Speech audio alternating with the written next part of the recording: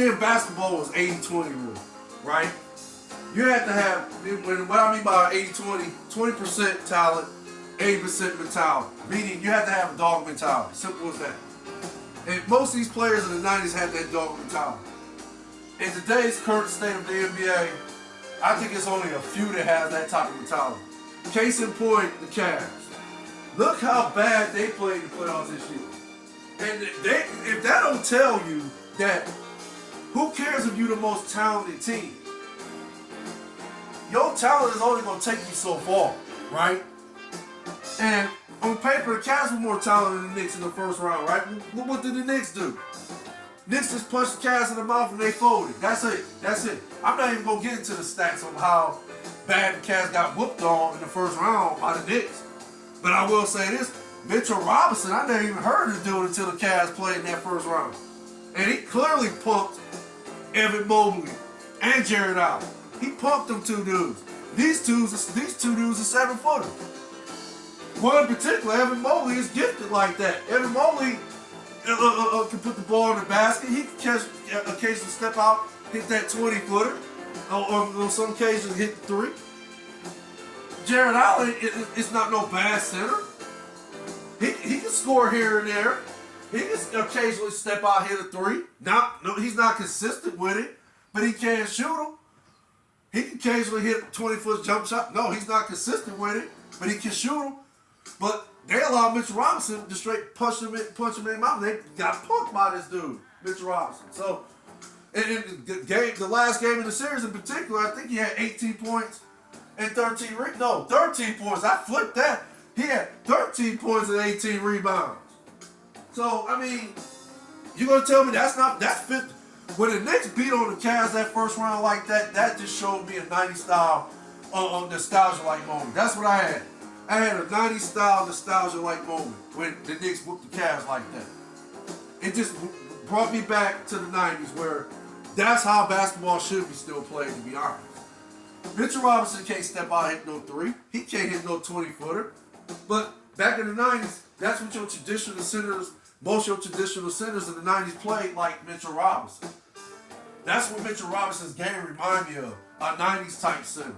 So, and you know, again, 90s type centers did what Mitchell Robinson did to the Cavs. They protect the paint, they get offensive rebounds so that their team will get second, third, and fourth chances at scoring the basket.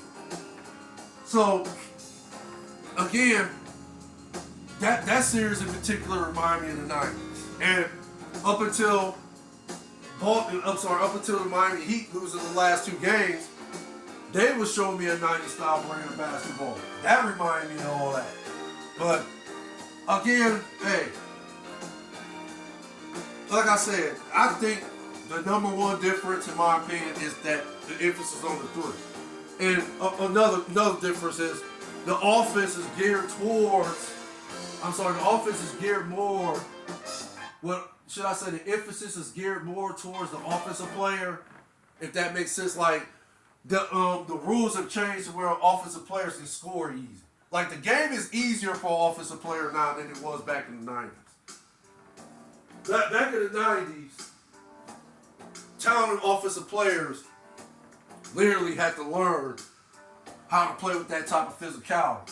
Like their offensive talent alone was not going to get them over the hump. They had to know how to play within that physicality. Again, that was the norm in the 90s. So, but today's, and yeah, of course, the offensive players in the 90s, they had to adjust to that physicality, right? They had to come into the game with a mindset that, okay, hey, this game or what, the 82-game season, there's chances I'm playing some of these games, I'll be getting knocked to the ground, get pushed in the mouth, get elbowed in the face or elbowed in the back, or just get an elbow thrown at me and so forth. The physicality is going to happen. That much I know for certain. I don't know how I'm going to get it, but I'm going to get it, right? So the offensive players have to adjust to that.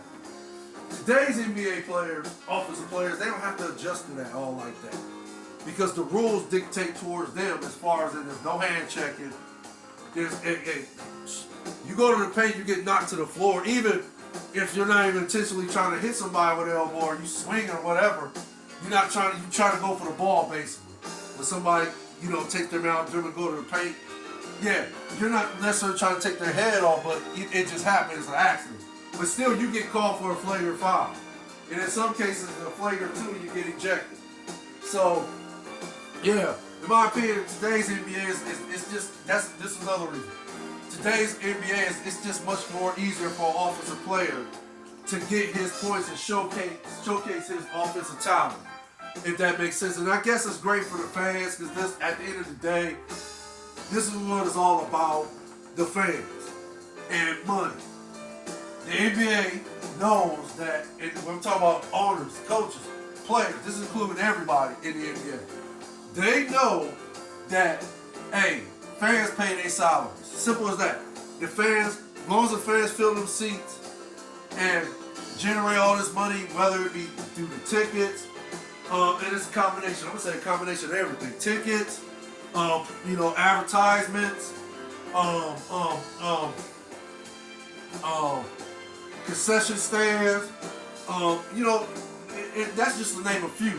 There's many other avenues of what's that? There's many other avenues of revenue, if that makes sense, for these players, coaches, and so forth, owners and GMs to generate money for themselves and their families, if that makes sense. And they know the fans are the number one supplier of this type of money that they looking to generate, right? They know the fans are going to be the ones that fill the seats and buy the tickets, buy the food, and so forth. They know the fans are going to do all this. So, yeah, at the end of the day, it's about the fans and what they want to see.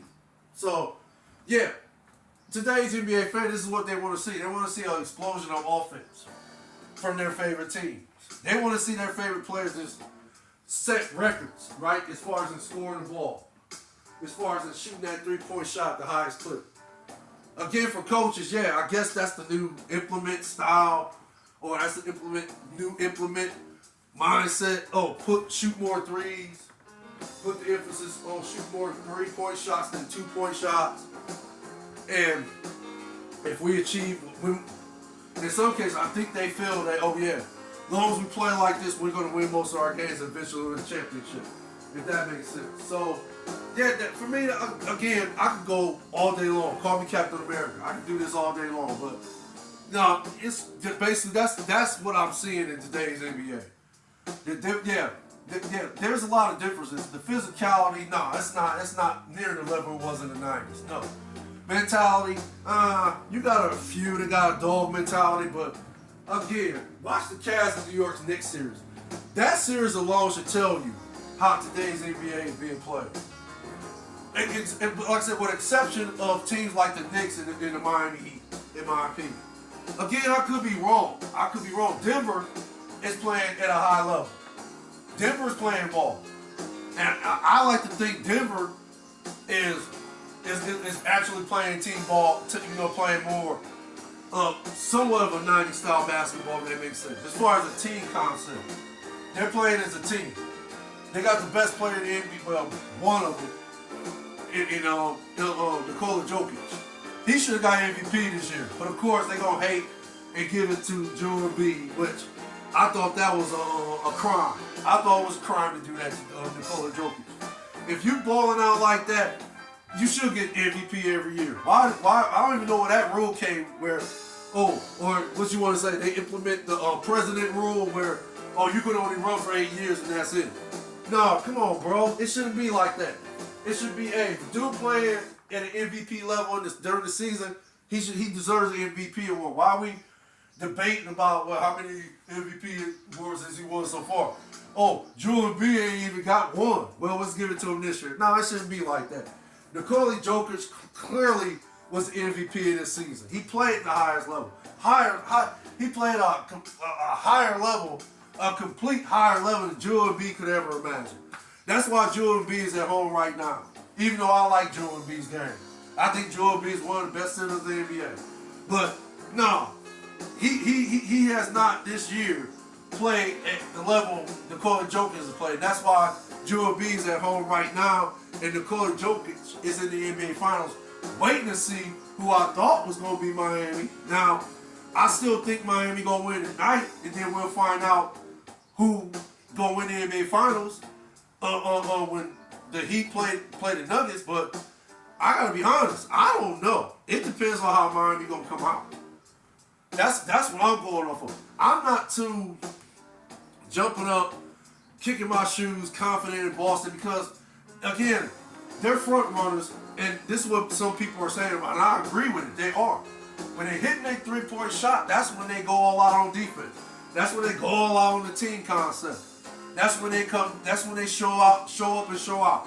If that makes sense. Jason Tatum is a phenomenal athlete. He's great. He's great. He's a great ball player too. But again, Jason Tatum so far has proven he has not been able to take that next step, which is literally be like a Kobe Bryant or Michael Jordan or LeBron James, carrying their team. He has not taken that step yet. So, again, we'll see what happens. Jaylen Brown, we know, come on. Jaylen Brown's a great offensive ball player too. But again, and then Boston as a team, yeah, Boston is a great team. Boston has a great team. I'm not taking nothing away from Boston, but the first 3 games, I just did not like how they played the game. I didn't like the approach. I didn't like how they were shooting all those threes and was not hitting. But they kept shooting.